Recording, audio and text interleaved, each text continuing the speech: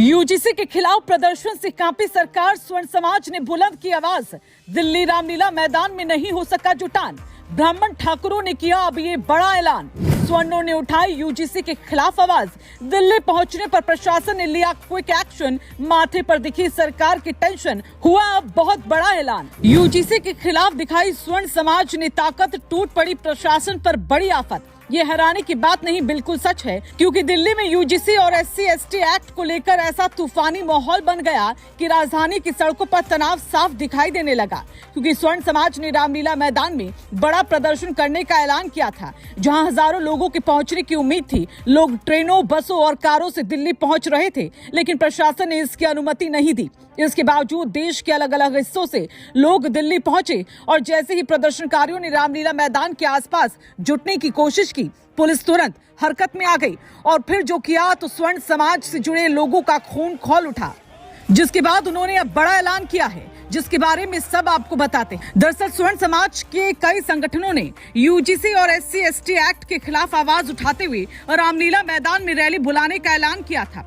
Social media से लेकर अलग अलग राज्यों में बैठकों तक इस आंदोलन की चर्चा तेज थी। कहा जा रहा था कि ब्राह्मण और ठाकुर समाज से जुड़े हजारों लोग दिल्ली पहुंचेंगे और सरकार तक अपनी आवाज पहुंचाएंगे, लेकिन प्रशासन ने पहले ही साफ कर दिया था कि बिना अनुमति किसी भी तरह की रैली या भीड़ जुटने की इजाजत नहीं दी जाएगी।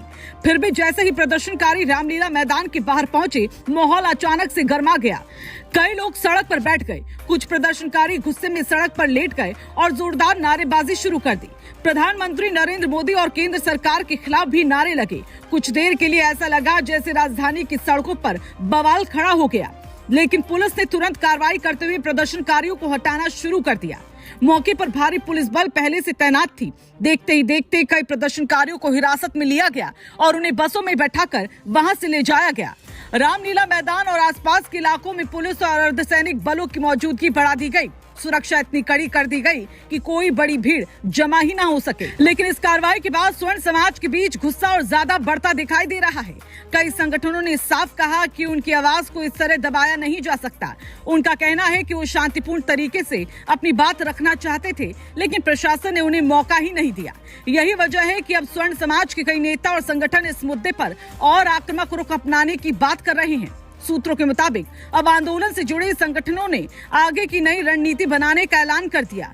कहा जा रहा है कि जल्द ही अलग अलग राज्यों के जनप्रतिनिधियों की बैठक होगी और तय किया जाएगा कि आगे आंदोलन को किस दिशा में ले जाना है। कुछ नेताओं का कहना है कि ये सिर्फ शुरुआत है और आने वाले दिनों में ये आंदोलन और बड़ा रूप ले सकता है। राजनीतिक हलकों में भी इस पूरे घटनाक्रम को लेकर हलचल बढ़ गई, क्योंकि ये मुद्दा सीधे सामाजिक समीकरणों और युवाओं से जुड़ा हुआ माना जा रहा है। कई लोग ये भी कह रहे हैं कि अगर स्वर्ण समाज का गुस्सा इसी तरह बढ़ता रहा तो इसका असर राजनीति पर भी दिखाई दे सकता है। फिलहाल दिल्ली में हालात पूरी तरह नियंत्रण में बताए जा रहे हैं, लेकिन माहौल अब भी गर्म है। एक तरफ प्रशासन सख्ती दिखा रहा है तो दूसरी तरफ स्वर्ण समाज के संगठन पीछे हटने के मूड में नजर नहीं आ रहे। यही वजह है कि अब सबकी नजर इस बात पर टिक गई है कि आगे इस आंदोलन की दिशा क्या होगी और सरकार इस बढ़ते दबाव को किस तरह संभालती है।